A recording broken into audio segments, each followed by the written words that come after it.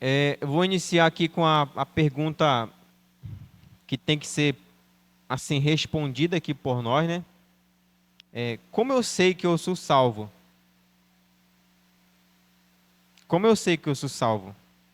O que que, o que que vai identificar que eu sou uma pessoa salva? Bom, então vamos pensar da seguinte forma aqui. Vamos esquecer que a gente é salvo ainda, tá? Vamos esquecer que a gente é salvo. Vamos pensar da seguinte forma. Vamos pensar que a gente não é salvo. Então, o que acontece? A gente estudou Romanos capítulo 1, do versículo 1 até o versículo, até o versículo 17, aonde Paulo ele vai dizer quem é Jesus e qual é o poder de Jesus. Ele finaliza ali no versículo 16 e versículo 17. Quando ele começa do versículo 18 do capítulo 1 até o versículo 20 do capítulo 3, ele vai dizer para a gente ainda não salvo, ele vai dizer para a gente que nós somos pecadores. Essa a, a nossa identidade, que ele vai dizer que nós somos pecadores, e que sobre nós, e que nós somos pecadores, e que o salário do pecado que está sobre nós é a morte, e que nós também, segundo Romanos capítulo 5, versículo 10, somos inimigo de Deus. Então, Paulo se apresenta, fala qual é o chamado dele, fala qual é o propósito dele de levar o evangelho na Europa, né? Escreve a carta, ele vai dizer quem é Jesus e qual é o poder de Jesus. Aí depois ele vai dizer que nós somos pecadores, ou seja, usar aqui uma frase que eu coloquei no meu status hoje, ou seja, nós estamos no corredor da morte. Acho que seria mais fácil isso, né? Somos pecadores, estamos no corredor da morte, sentenciados a morrer. Aí quando ele chega a partir do versículo 21 até o capítulo 5, ele vai apresentar para a gente a forma de como a gente tem como sair do corredor da morte. Ele vai apresentar que a justificação é apenas através da fé em Jesus Cristo, tá?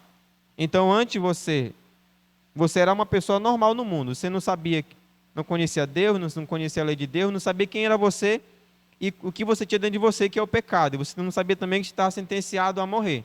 Aí Paulo chegou e disse: olha, tu é o fulano de tal, tu tem uma identidade, tu é o Pedro, tu é o João, tu é a Maria, mas eu quero dizer para você que diante de Deus, apesar de tu ser criado por Deus, mas diante de Deus tu é um pecador e sobre você tem uma sentença chamada morte.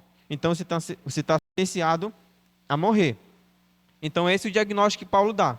Aí que a partir do versículo 21 até o capítulo 5 vai dizer assim: olha, mas eu tenho uma solução para você. É, Jesus Cristo, ele é a única solução para tirar você do corredor da morte. Então, se você crê nele, né, a salvação pela fé, você é inocentado. Aí Paulo vai tratar alguns pontos, né? Ele vai dizer que a gente não é salvo porque a gente obedece à lei, a gente estudou sobre isso, que ele vai dizer que na verdade, a gente estudou o capítulo 7 inteiro, né? Falando sobre esse ponto de que o fato de a gente obedecer a lei, isso não vai salvar a gente, que a função da lei é unicamente dizer que somos pecadores e ao mesmo tempo dizer que sobre nós existe uma sentença chamada morte. Aí no capítulo 6, ele vai dizer que Jesus nos libertou da sentença do pecado. Ele nos libertou da sentença do pecado, que é o quê? No capítulo 6. Qual é a sentença do pecado? A morte. Nos libertou, ele nos resgatou de baixo, ele tirou a sentença do pecado que está sobre nós, que era a morte, tá? Que era a morte. Aí ele vai tratar capítulo 6, no capítulo 7, também vai dizer também, no capítulo 6, né? Ele vai dizer que não estamos mais debaixo também do poder da lei, tá? Não estamos mais debaixo do poder da lei. A lei nos condenava dizendo que a gente era pecador e que por isso a gente deveria morrer. Quando a gente vem para o capítulo 7, a gente já é uma pessoa salva. Capítulo 6, capítulo 7, uma pessoa salva. Mas mesmo salvo, ainda existe esse embate dentro de nós, né? Essa luta entre querer fazer a vontade de Deus e ao mesmo tempo querer fazer a vontade da carne. Aí, quando a gente chega no final do capítulo 7, que foi o texto que a gente ilustrou aqui com o Peterson e com o Alexandre, é como que se Paulo desse um grito de liberdade. Ele diz assim: olha, dentro de mim não há nada de bom. Se você olhar no capítulo 7, no versículo 18, ele vai dizer assim, ó, dentro de mim não há nada de bom. Eu sou um homem mau por natureza. Mas aí no final do capítulo 7, versículo 24 e 25, Paulo admite um ponto. No versículo 24 ele admite assim, miserável homem que sou, quem me libertará do corpo dessa morte? Paulo admite isso. Ele diz que ele é um homem miserável e que ele não pode se salvar sozinho e que mesmo que ele obedecesse a lei não poderia se salvar, pelo fato de ser circuncidado não poderia se salvar. Mesmo, aí ele vai dizer, aí a pessoa diz, mas eu sou bom. Mas só que no versículo 18 Paulo diz que ele não tem nada de bom dentro dele. Aí ele dá o grito de liberdade, assim, versículo 25. Mas graças, o que ele fala no versículo 25 do capítulo 7? Ele diz assim, ó, dou graças a Deus por meio de Jesus Cristo. É como que se Paulo, ele na verdade é o grito de liberdade mesmo, falando assim, olha, carne, olha, pecado, tu não tem mais poder sobre mim, leite, não tem mais poder sobre mim, carne, tu não tem mais poder sobre mim. Por quê? Porque dou graças a Deus, porque através de Jesus Cristo, Ele me libertou. Aí, se você que gosta de texto, né, que estuda português, você vai ver que esse, portanto, ele é uma continuação do capítulo 7. Se você entender, se você não entender o que estou falando aqui, ó, pelo fato dele assim, dou graças a Deus, por Jesus Cristo, nosso Senhor, ele assim, por causa de Deus, por causa da graça de Deus, por causa do amor de Deus, da misericórdia de Deus, entendeu? Que enviou o seu Filho e morreu por mim. Ele disse, portanto, por causa da morte de Jesus. Aí ele vai entrar no capítulo 8, versículo 1. Portanto, agora, a gente tem que ler assim compassado, né? Porque tem várias vírgulas aqui, né? Olha aqui assim, ó, portanto, vírgula, agora. Ele não está falando assim, olha, no passado ou no futuro, assim, agora. Portanto, agora, ó, nenhuma condenação há para os que estão em Cristo Jesus. Por que não há mais nenhuma condenação? Por que diz que não tem condenação? Porque a lei dizia o que você era o quê? Pecador. E por causa que ela dizia que você é pecador, qual é o salário do pecado? A morte. Então a lei ela tinha um poder sobre você, porque ela disse, olha, tu é pecador e tu está sentenciado a morrer. Se a gente leu, no início do estudo que a gente leu, que primeira carta de Coríntios, capítulo 15, a partir do versículo 52, se me falar a memória, ele vai dizer que a lei dá poder para o pecado. Por causa da lei, o pecado ele despertou dentro de nós. E por causa do pecado veio a morte. Então nós tínhamos pelo menos esses três senhores. O pecado, na verdade o pecado, né, que tem como a sua letalidade a morte. Nós tínhamos a lei também que nos apontava que eram pecadores. E o velho Adão, que é a nossa carne, tentando nos dominar novamente. Aí Paulo vai dizer assim, ó, portanto agora, por causa de Jesus, o pecado não tem mais poder sobre vocês, a lei não tem mais poder sobre vocês, e a morte não tem mais poder sobre vocês. Ele está dizendo que essas três coisas não têm mais poder sobre nós. Tá? Não tem mais poder. É por isso que a gente chega no final lá, viva sem medo.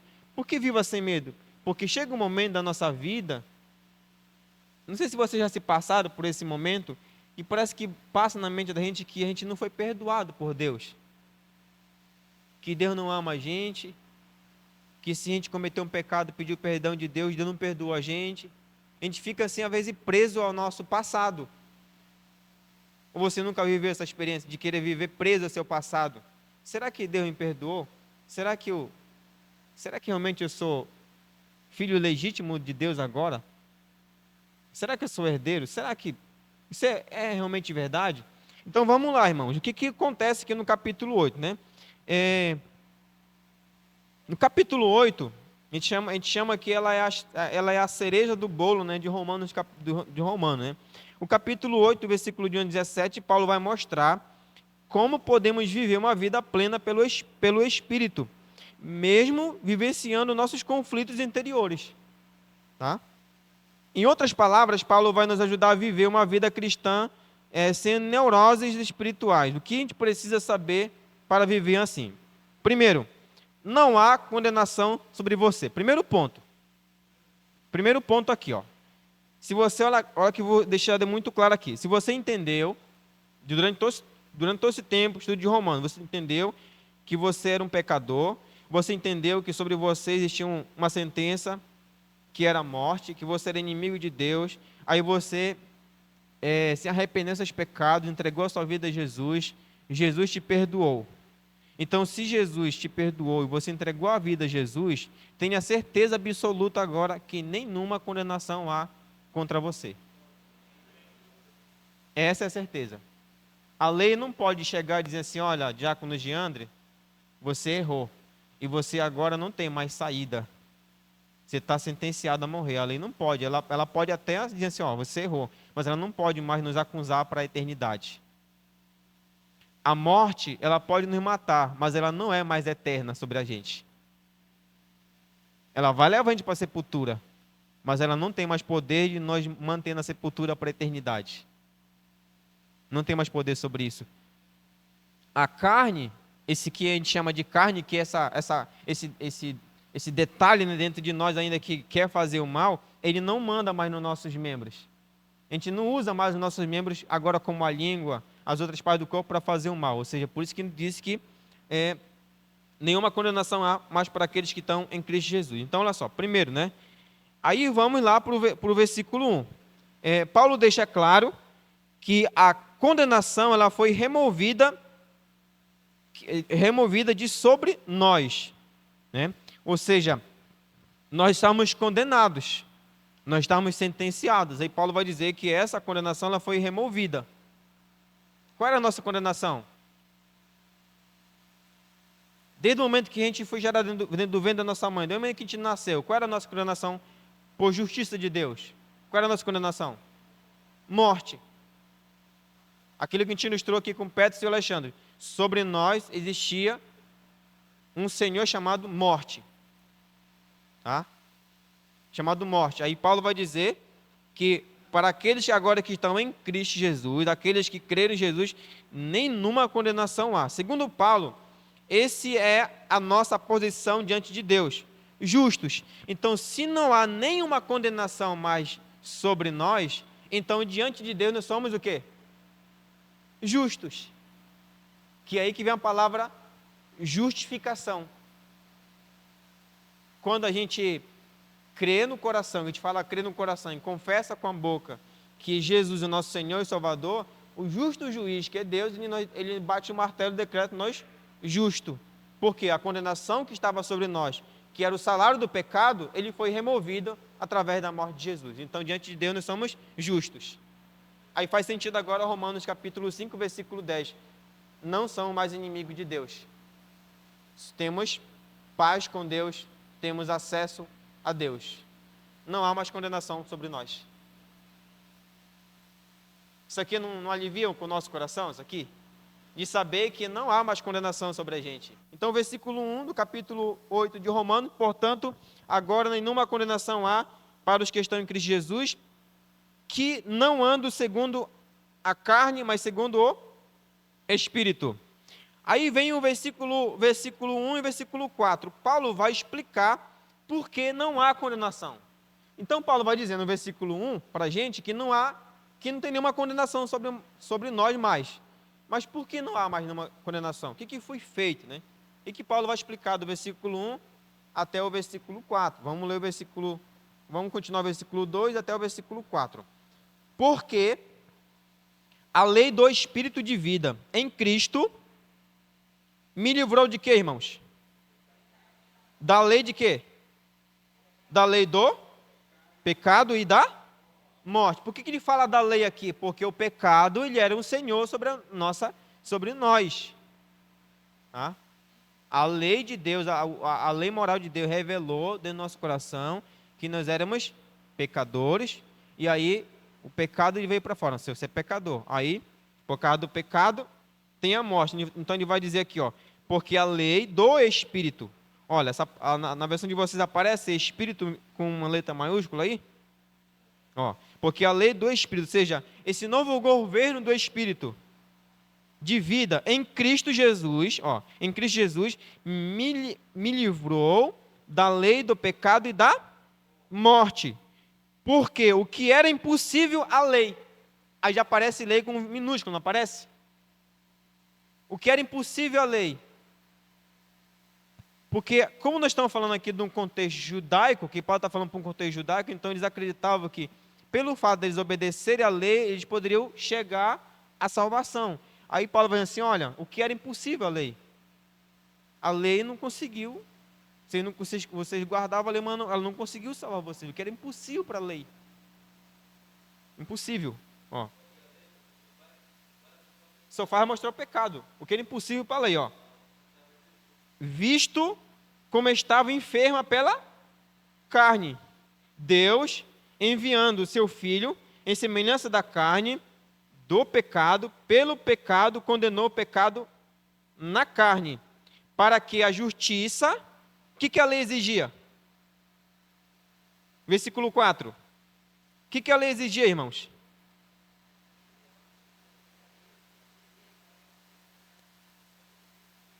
Não, vamos ser justos aqui, irmão. Quando você quebra uma lei, o que a lei exige? Que seja feito o quê?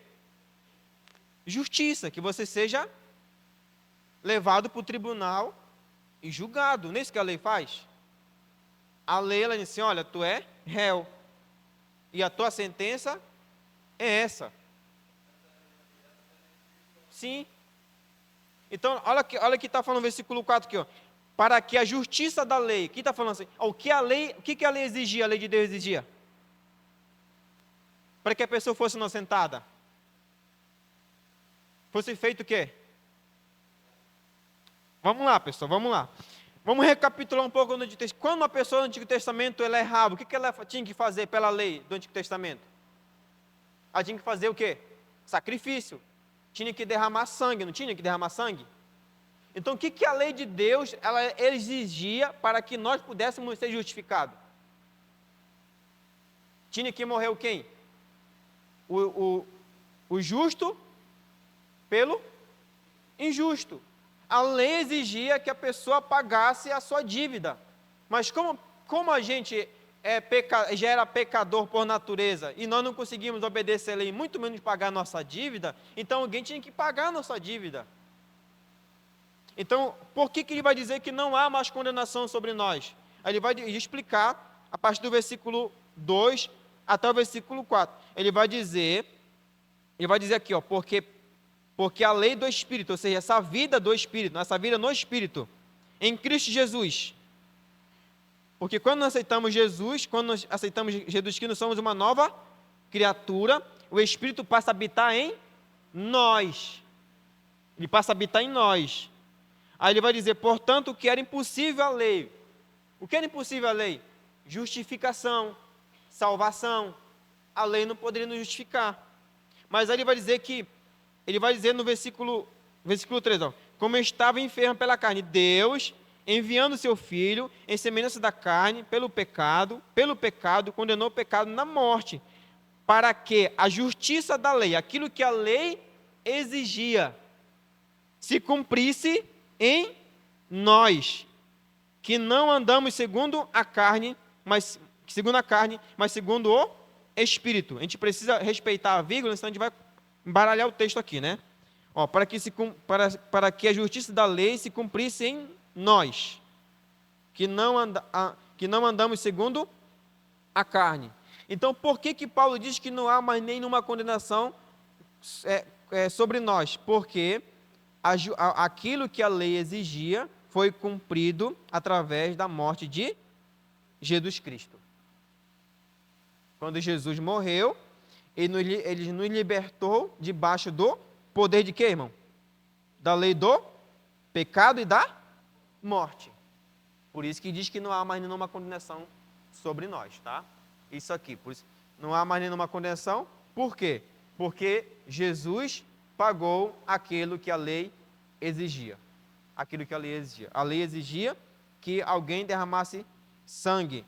E Jesus derramou seu sangue na cruz para que nós pudéssemos ser libertados do poder do pecado, da lei do pecado e da morte. Certo? A questão que Paulo trabalha aqui é essa vida no Espírito. Você vai ver que a partir do versículo 5 até o 11, ele vai fazer um contraponto aqui, o que é viver no Espírito e o que é viver na carne. O que é viver no Espírito e o que é viver na carne? Então, a questão é o seguinte, bem aqui a gente já começa a compreender se a gente é salvo ou não é salvo. Porque se eu vivo no Espírito, eu sou salvo. Mas se eu ainda vivo na carne, eu acho que precisa rever algumas coisas aqui. Tá? Então vamos lá, a partir do versículo 5. Tá? Então por que Paulo diz que não há mais nenhuma condenação contra nós? Por causa que Jesus pagou aquilo que a lei não poderia fazer e também ela exigia. A lei não poderia nos salvar e não pode nos salvar, mas ela exigia que alguém morresse no nosso lugar e Jesus cumpriu a sua exigência. Por isso que ele nos libertou debaixo da lei do pecado e também debaixo da lei da morte. Certo, irmãos? Ok. Versículo 5 e versículo 11. Vamos lá. O texto diz assim: porque os que são segundo a carne inclinam-se para as coisas da carne, mas os que são segundo o Espírito para as coisas do Espírito. Observe aí que tem dois pontos, não tem aí? Tem carne e tem Espírito. Voltando aqui é o Adão e aqui é o Cristo. Vocês lembram da outra explicação que a gente falou? Ou estamos em Adão, ou estamos em Cristo.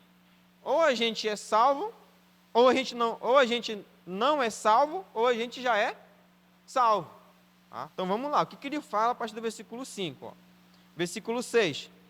Porque a inclinação da carne é o quê? Porque os que se inclinam para a carne, o que é o resultado deles? Morte.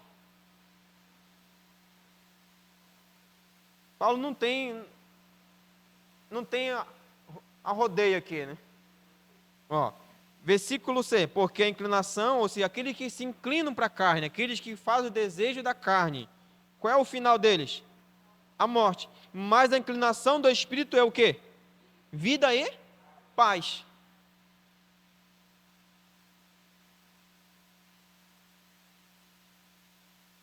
Vida e paz. Versículo 7. Porque a inclinação da carne é inimiga. Né?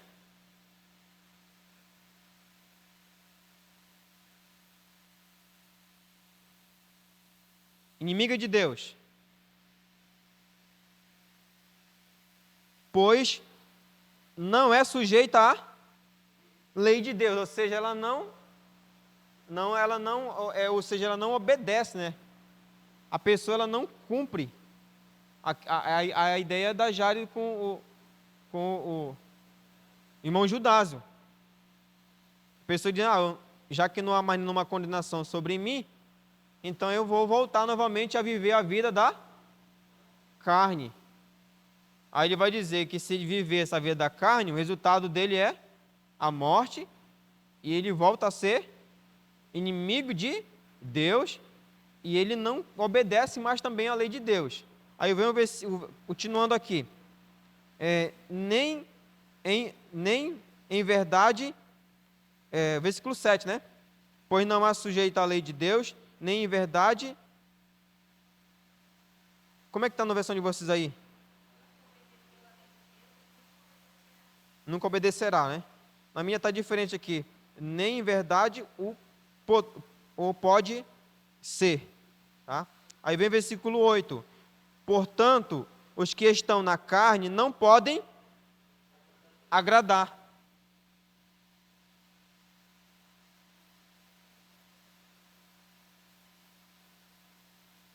agradar a Deus.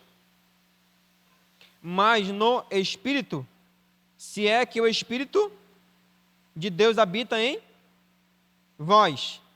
Aí responde a nossa pergunta aqui. Como eu sei se eu já sou salvo ou não sou salvo? Aqui fala assim, mas se alguém não tem o Espírito de Cristo, esse tal não é dele. Como é que está na versão de você no versículo 9?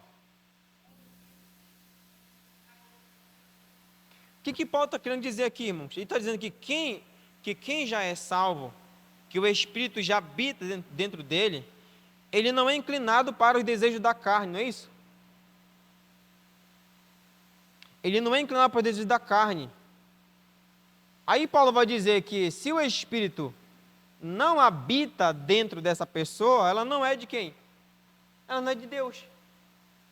É aí que a gente começa a pensar agora, nesse detalhe importante. Perguntar, como eu tenho pela Bíblia Sagrada de que eu já sou salvo em Cristo Jesus?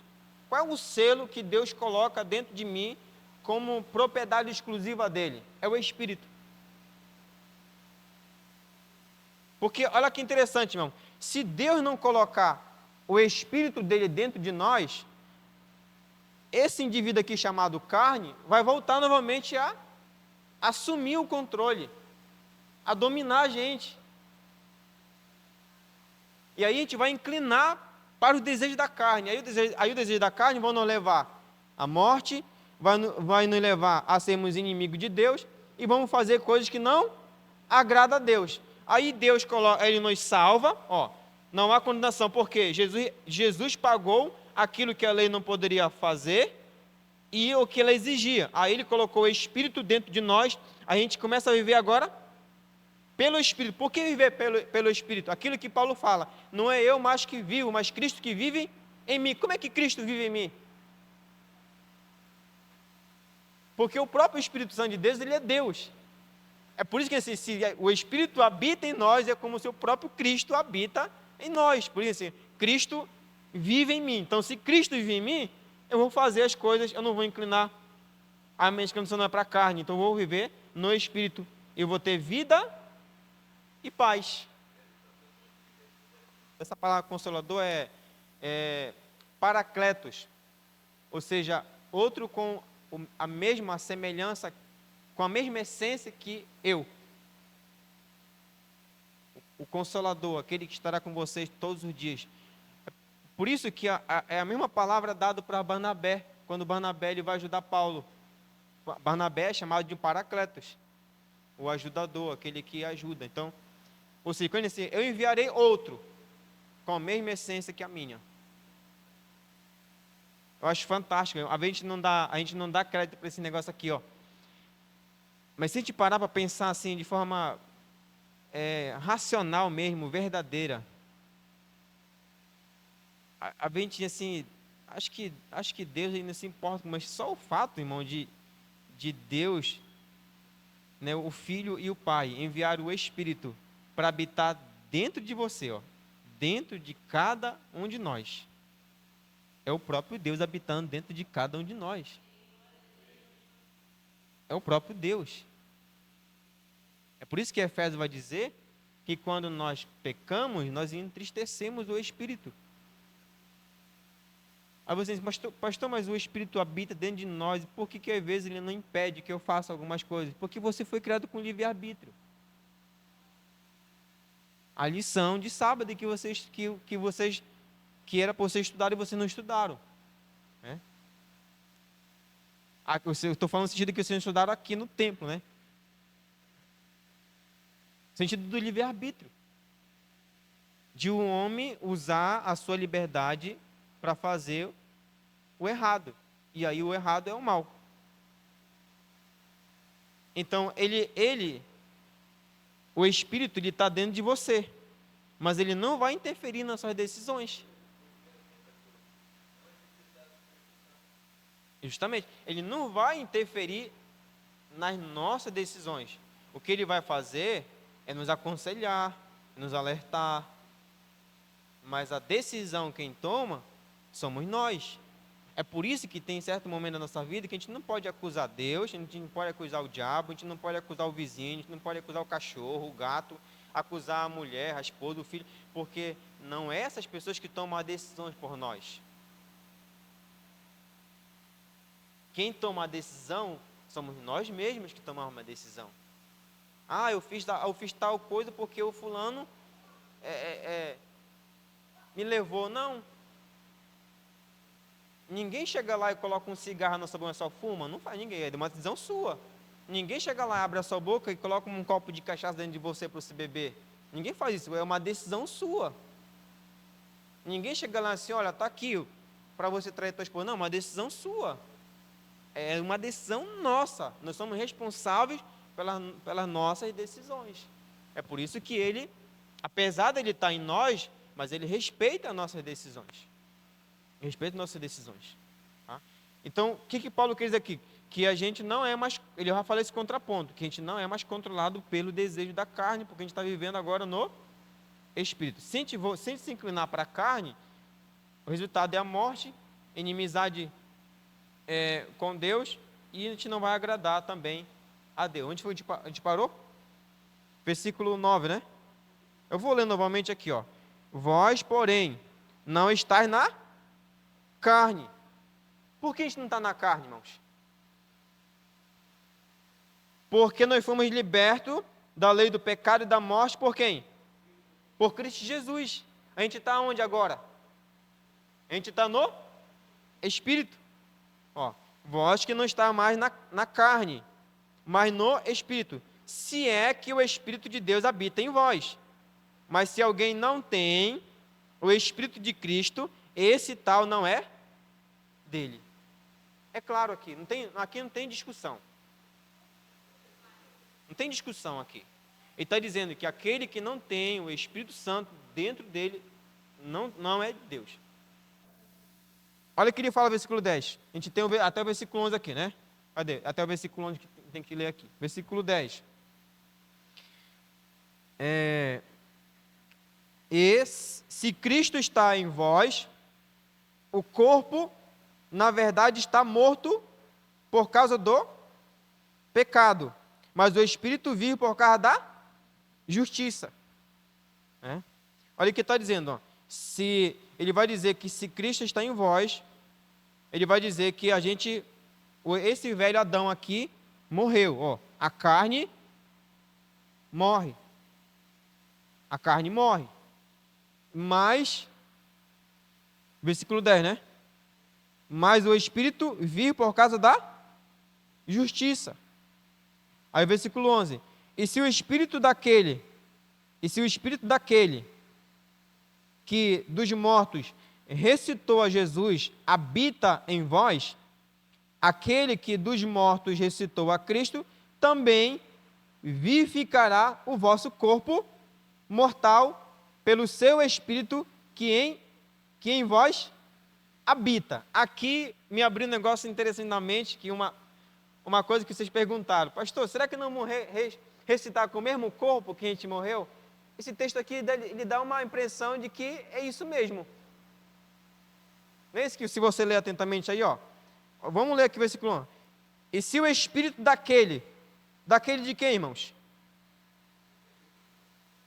E se o Espírito daquele, olha, preste muito bem atenção na leitura aí, ó. E se o Espírito daquele que dos mortos ressuscitou a Jesus, é o Espírito de quem? De Deus. Ó, o Espírito de Deus que ressuscitou, o Espírito daquele que dos mortos ressuscitou a Jesus habita em vós. Ele está dizendo que o Espírito Santo, que é o Espírito Santo de Deus, que ele habita em nós, né? Aquele que dos mortos ressuscitou Cristo. Quem ressuscitou Cristo? Quem ressuscitou Cristo, irmãos? Não, vamos lá. O Espírito é de quem? De Deus. Quem ressuscitou Cristo? O Espírito. Ele está dizendo que o Espírito de Deus, que ressuscitou Cristo dos mortos, ele habita em nós. E esse mesmo Espírito que ressuscitou Jesus é o mesmo Espírito que vai fazer o quê? que vai o quê, irmãos? Que vivificará o vosso corpo mortal pelo seu Espírito que em vós habita. Ele está dizendo que o Espírito é de Deus, esse mesmo Espírito que é de Deus, que é o Espírito Santo, ele foi o mesmo que ressuscitou Jesus, e é o mesmo que habita dentro de nós, e é o mesmo também que vai nos dar vida ao corpo, que vai dar vida a cada um de nós. E essa vida, já é essa vida que a gente começa a viver desde o momento que a gente aceita Jesus. Que é a sentido da, aqui, ó, a vida e a paz.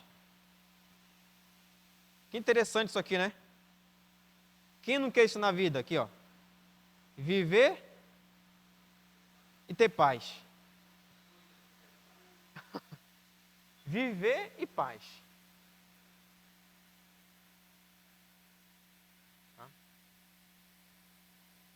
Então, o versículo 5, do versículo 5 até o 11, vai falar sobre o que significa viver no Espírito e o que significa viver na carne. Quem se inclina para a carne, o resultado é a morte, inimizade contra Deus e também não vai agradar a Deus. Quem vive no Espírito vai ter vida e também vai ter paz. E com o mesmo Espírito que ressuscitou Jesus, é o mesmo Espírito também que vivificará o nosso corpo mortal.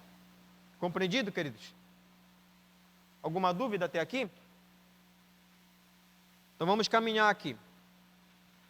Vamos lá para o versículo 12 até o versículo 15, parte A. 12 até o versículo 15, parte A. Versículo 12 até o versículo 15, a gente já vai tratar do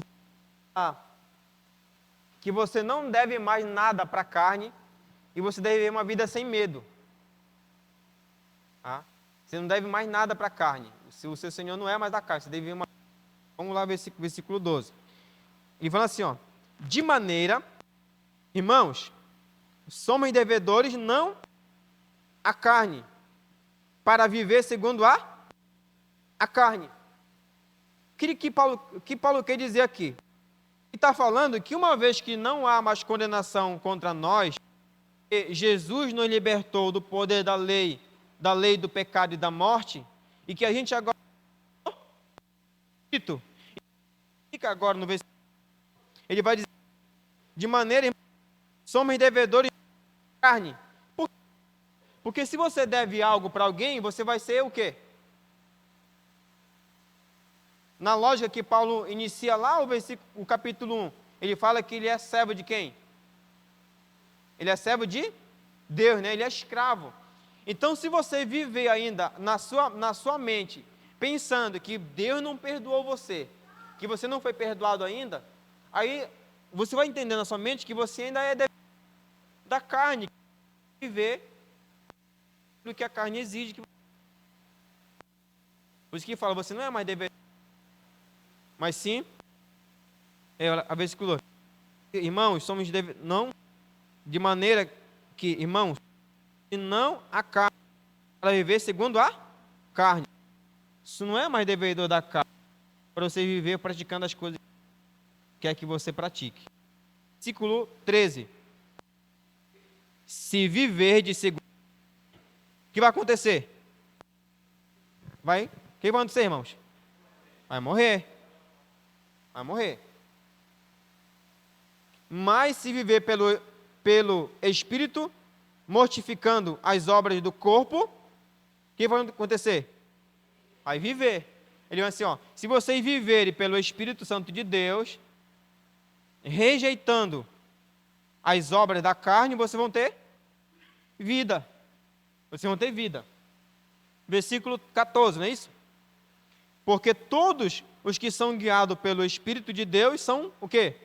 Tá, vamos parar bem aqui porque eu já atropelei um pouco aqui, né? Já atropelei mesmo aqui com vocês.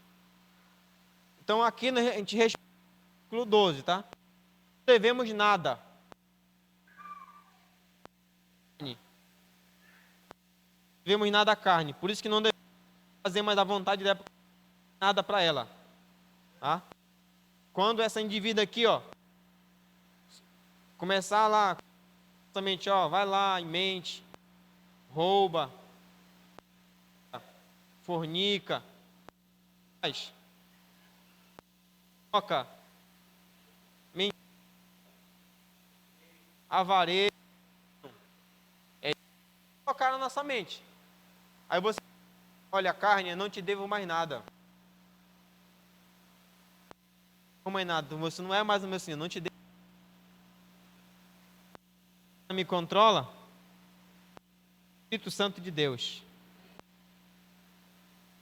Aí você vai. O que seria viver no Espírito? Você vai pegar a sua Bíblia em Gálatas capítulo 5, a partir do versículo. O fruto do Espírito.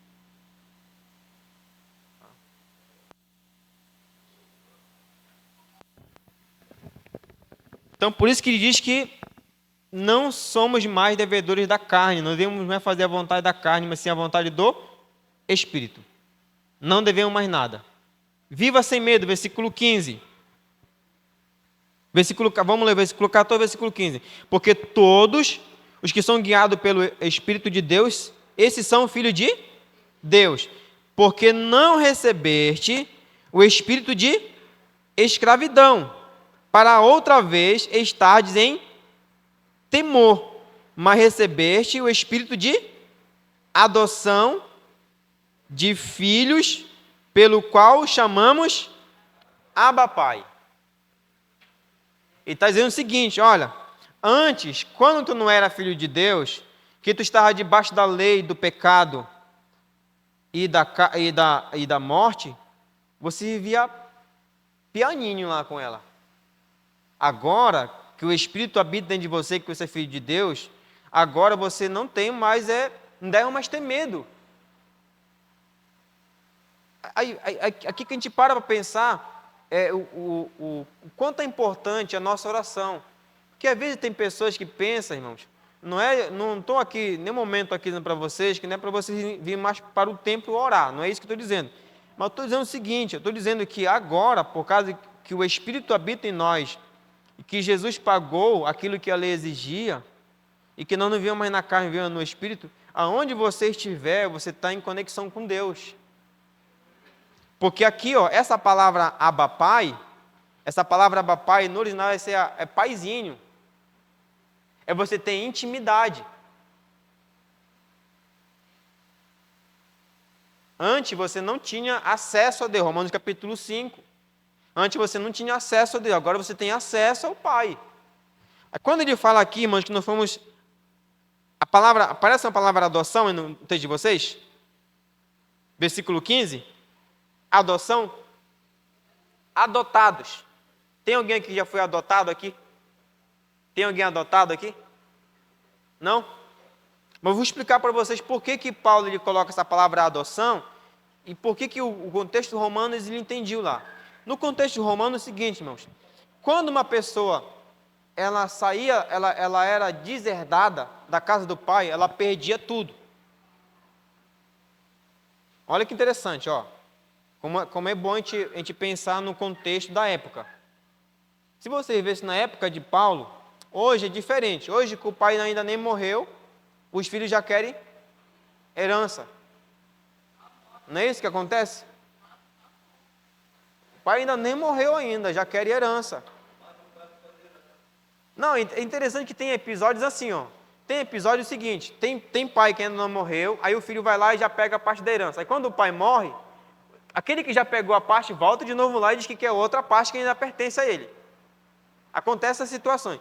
Só que no contexto que Paulo está escrevendo, o contexto romano, acontece o seguinte: se você fosse um filho romano, de uma família romana, quando você saía da sua casa, você não levava nada, você era deserdado sem nada. Você com uma mão na frente e outra atrás. Ou seja, você perdeu a sua família, você perdeu os seus direitos. Não tem direito a nada. Aí quando Paulo fala aqui que nós recebemos o Espírito Santo de Deus dentro de nós e que nós fomos adotados e chamados de filho, olha que tá interessante que está falando. Está falando assim, e quando você foi deserdado e a outra família abraçou você, você veio para essa família e restabeleceu, teve todos os privilégios normalmente de filho. Você volta normalmente a ser filho, com todos os privilégios. E Jesus vai deixar isso muito claro na parábola lá do filho pródigo. Jesus deixa muito claro isso na parábola do filho pródigo. Por direito, querido, do filho pródigo, na parábola, ele não tem mais direito mais em anel, em sapatos, em roupas caras, ele não tem mais direito em que o pai matasse o melhor animal da fazenda, ele não tem mais direito de entrar, de receber uma festa, ele não tem mais direito. Por quê? Porque antes do pai morrer, ele pediu toda a sua herança. Então, quando Adão ele pecou, nós fomos deserdados. Perdemos a eternidade, perdemos a nossa comunhão com Deus e deixamos de ser filhos de Deus e passamos a ser inimigos de Deus. Aí Jesus vai lá e nos adota novamente. Ele vai lá e nos adota. Aí ele nos traz novamente para dentro da casa do pai. Esse pai, esse menino que foi deserdado por culpa de um outro, agora eu fui lá e eu estou pagando aquilo que tu exigia, e agora ele vai ser, olha que interessante, ele vai dizer que nós somos filhos legítimos, e o final aqui, herdeiros. Sabe o que Jesus está dizendo? Que aquilo que é dele por direito também é nosso.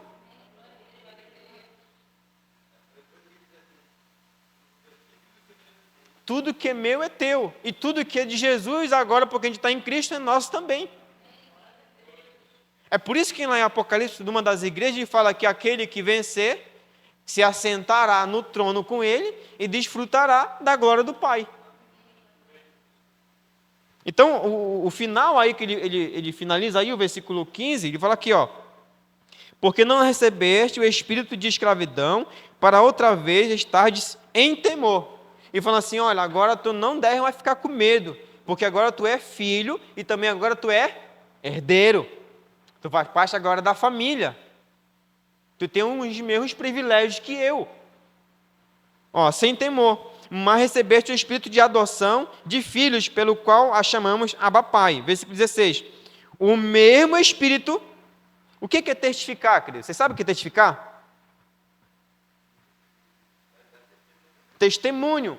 Olha aqui, ó. O mesmo Espírito testifica com o nosso Espírito, ou seja, o Espírito Santo de Deus, ele testifica com o nosso Espírito, com a nossa consciência que somos o quê? Que somos filhos de quem? Somos filhos de Deus. Há qualquer dúvida aqui? Quando você começar a pensar, será realmente que eu fui perdoado por Jesus? Será que realmente sou filho de Deus? Será que realmente eu sou herdeiro de Jesus? Aí ele vai dizer assim, olha, não tenha dúvida agora, porque o mesmo Espírito que habita dentro de vocês, que agora coordena a vida de vocês, ele testifica, ele testemunha com o Espírito de vocês, que é a consciência de vocês, dizendo assim, olha, você é filho de Deus. Não tenha dúvida aí, você é filho de Deus. Você foi adotado novamente.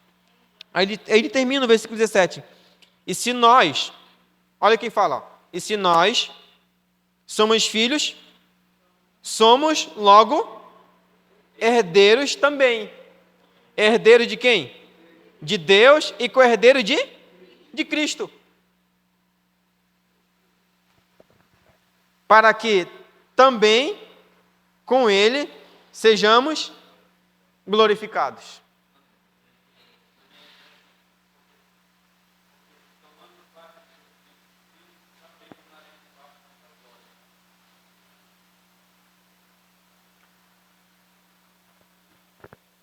Paulo ele traz uma esperança muito grande. Antes nós estávamos sem esperança, estávamos deserdados, sentenciados a morrer, não poderíamos, não tínhamos paz com Deus, não tínhamos acesso a Deus, estávamos no corredor da morte. Aí Jesus veio, ele fez aquilo que a lei não poderia fazer, pagou a exigência da lei, nos libertou debaixo da lei do pecado, e da morte. Levou sobre si a sentença que era nossa, morte, o juízo de Deus. E a gente creu nele, entregou a vida a ele. Quando a gente entregou a vida nele, para ele, para Jesus Cristo, a gente crê em Jesus Cristo, o Espírito, que é a terceira pessoa da Trindade, passou a habitar em nós. Passou a habitar em nós.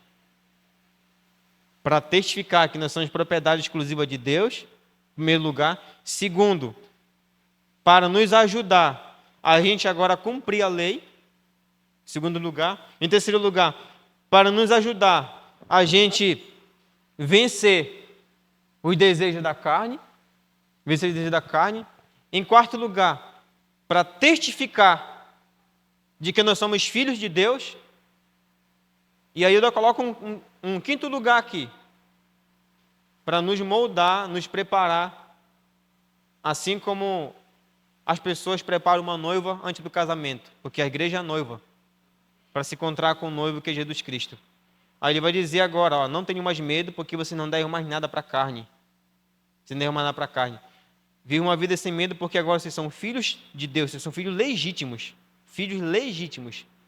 de certidão de nascimento passado, no nome, com sobrenome dele, de cartório mesmo, entendeu?